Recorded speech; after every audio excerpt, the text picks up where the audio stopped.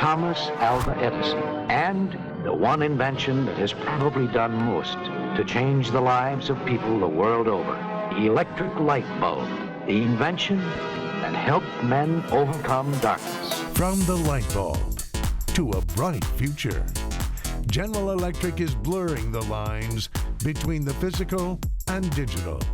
Can it navigate Wall Street and rapid change at the same time? We know that General Electric is one of the largest and most innovative companies in the world. We know that in the past couple of years, it's finished shedding its financial divisions to become more of a pure-play industrial. We know the company's spinning off its oil and gas business and merging it with Baker Hughes to create the #2 oil service play. Yet the stock seems to have fallen out of favor with the Wall Street fashion show, even as so many other industrials rally. I thought the shift to a pure-play industrial would be a real positive. So far, many investors seem puzzled about the results of the transformation.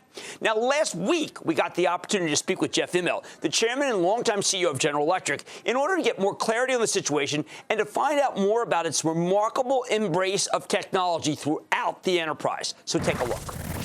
Jeff, you have ambitious goals. You've reinvented the company. You're talking about becoming a top 10 software company by 2020.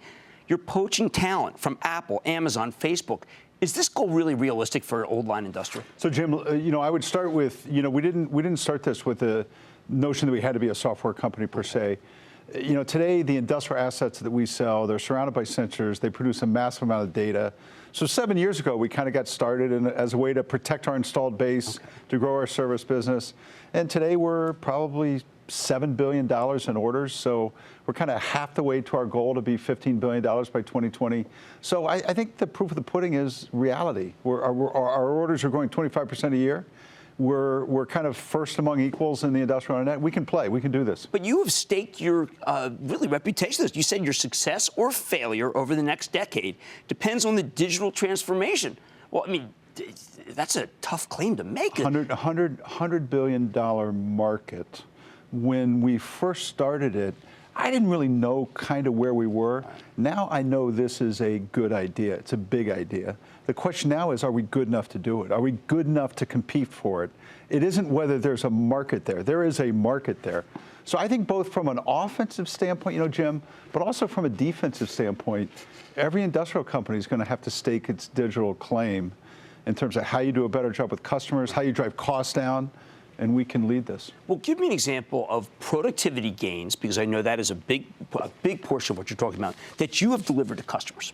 So I was in Nigeria a couple weeks ago with the natural gas company in Nigeria, right? We're getting them 5% more output through their line number 6. They know how to monetize that. We're doing it through what we call asset performance management. If you can do it in Nigeria, you can do it around the world. We do it with aircraft engines, we do it with MR scanners, but it's all about asset uptime, asset utilization, customer productivity. Okay, but you have people you've been talking about trying to get code writers. You've got these tremendous commercials where people are talking about what GE is versus what GE really is. The people who work at some of these tech companies like Facebook, they get apartments, they get huge stock bonuses. They're making fortunes right out of Stanford. I mean, can you do that? Can you compete? Look, we got 30,000 people already who are doing this. Fair enough. And the thing I would say, Jim, is look, what's hard in this world, we can hire the tech talent. What's hard in this world is knowledge of the assets. What we have that the other guys don't have is we know the material history of every jet engine, right? We can build digital twins around gas turbines. I think we bring the physics along with the analytics, and so we can kind of see this happening. Predix, we'll get $1 billion in Predix orders this year. So it's real. Okay, but this is a country that has a public school system that doesn't produce enough code writers. We know we all have to try to do our part to make the public school system better. And we have immigrants that can play an important role, but the GE made its voice heard with the new administration in Congress. You're talking about the travel ban. Now, you stuck your head up on this. Oh, look, Jimmy, I think we need a good immigration policy. I understand the president's desire to keep the country safe. But we need to be open to talent and things like that. But if we don't do it here, we're also in Bangalore, we're in Munich, we're in Budapest, we're in all these other countries around the world.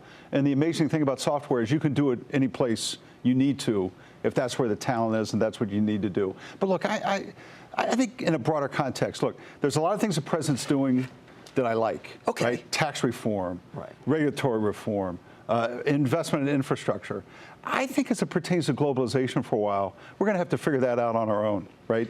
And we've kind of set our company up to navigate the world that we see, not the one that we wish for. All right, well, let's talk about something that is new that you guys have capitalized on very quickly: artificial intelligence, machine learning. Because I feel that this was something that you did not sneak up on you. You saw this coming. Predix is part of that. I mean, if you grow up in the healthcare business the way I did, right?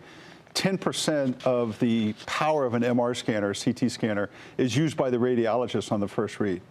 The other 90% can be modeled using AI post-processing.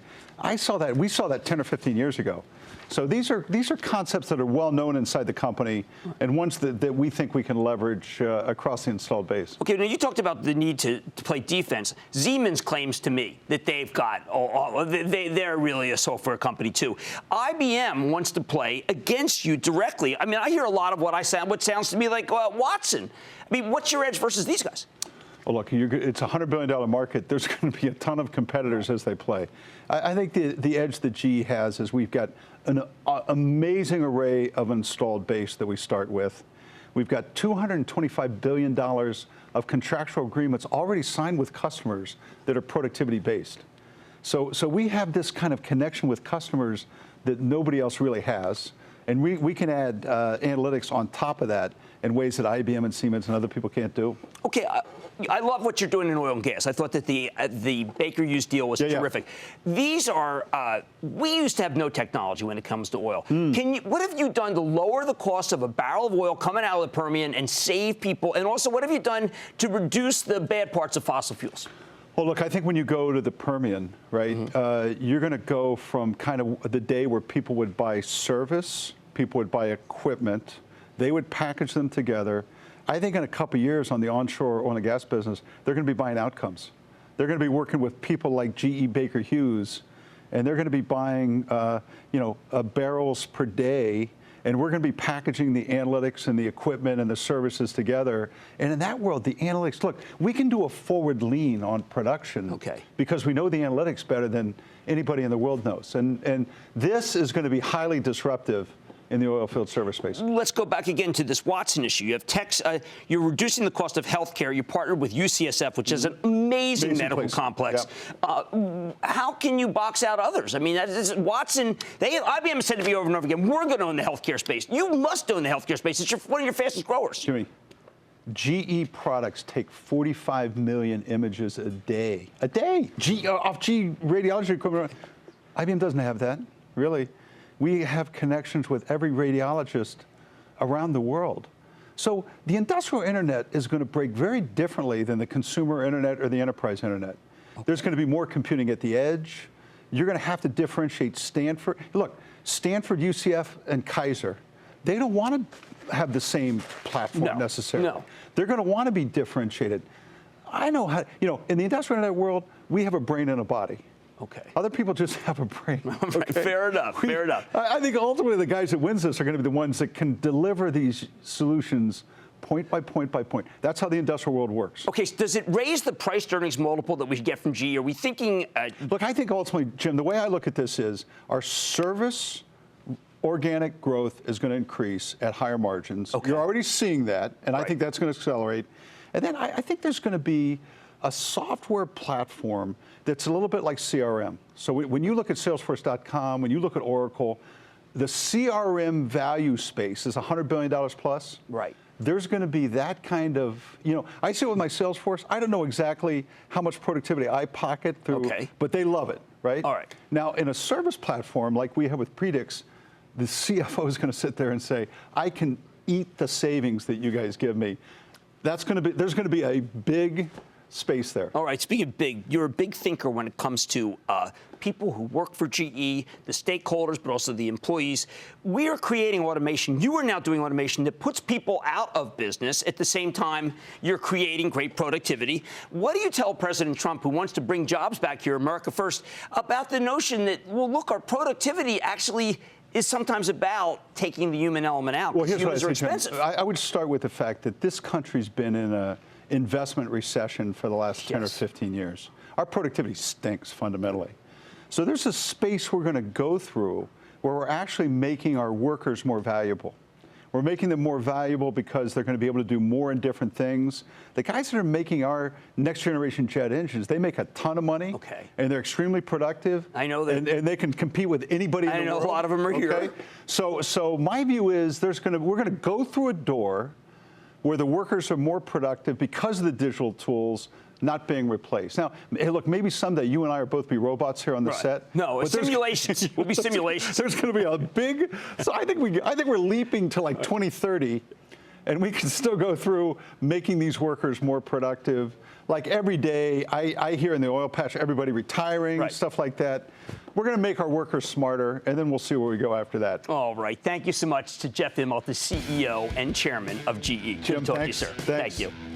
Booyah! Jim Cramer here from Mad Money. Thanks for watching CNBC on YouTube. Click here to subscribe and get the jump on my exclusives with CEOs, plus market news, investing advice, and a whole lot more.